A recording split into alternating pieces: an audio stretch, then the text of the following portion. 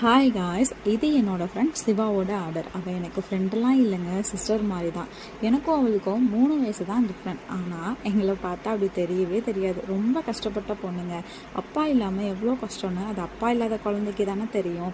எங்கள் கூட தான் வேலை பார்த்தா 1 இயர். அந்த 1 இயர் அவ்வளோ ஹாப்பியாக இருந்தோம். அவள் லைஃப்பில் நடக்கிற எல்லா நல்லது கெட்டதையும் எங்ககிட்ட தான் ஷேர் பண்ணுவாள். நாங்களும் அப்படி தான். சிவாக்கு அவங்க மாமானா ரொம்ப பிடிக்குங்க. பட் அவரும் இல்லாத அந்த ஃபீல் அவள் ரொம்ப மிஸ் பண்ணுவாள் அவங்க மாமாவை.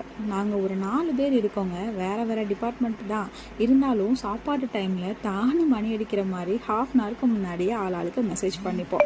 அதுலேயும் சில நாள் தனியாக கூட சாப்பிட்ருக்கோம் ஒர்க்குனால. பட் நாங்கள் 4 பேர் ஒன்றா உட்காந்து சாப்பாட்டை ஷேர் பண்ணி சாப்பிடும்போது சும்மா அப்படி இருக்கும். அப்புறம் நான் மேரேஜ் ஆனதுனால ஒர்க் போகலை. அந்த டைமில் சிவாக்கு மாப்பிள்ளை பார்த்துட்டு இருந்தாங்க. அந்த கடவுள் புண்ணியத்தில் அவளுக்கு நல்ல ஒரு லைஃப் பார்ட்னர் அவளுக்கு பிடிச்ச மாதிரி கிடச்சாங்க. அப்புறம் என்ன மேரேஜ் தான். பட் என்னால் தான் ப்ரெக்னெண்ட்டாக இருந்தனால போக முடியல அந்த டயத்தில். இப்போ மேடத்துக்கு ஒரு அழகான பாய் பேபியும் இருக்காங்க. ஸ்கூல் லைஃப்பை மிஸ் பண்ணதை விட ஒர்க் போன லைஃப்பை தான் நான் அதிகமாக மிஸ் பண்ணுவேன். இதெல்லாம் நான் ஏன் உங்கள்கிட்ட சொல்கிறேன்னா, நம்ம லைஃப் இப்படியே இருக்காது. கண்டிப்பாக ஒரு நாள் இல்லை ஒரு நாள் மாறும். அப்படி தான் எங்களோட லைஃப்பும் மாறுச்சு.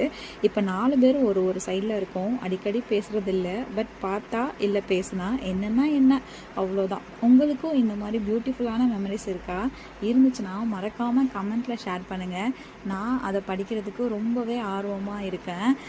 ஸோ இது எல்லாம் தான் என்னோட சிஸ்டர் சிவாக்கு கிடச்சிருந்த லக்கி ப்ராடக்ட்டு. உங்களுக்கும் நம்மளோட லக்கி ப்ராடக்ட் வேணும்னா மேலே தெரியுற என்னோடய வாட்ஸ்அப் நம்பருக்கு ஃபோன் ஆன் மெசேஜ் பண்ணி உங்களோட ஆர்டரை குயிக்காக புக் பண்ணிக்கோங்க. Tata, bye bye.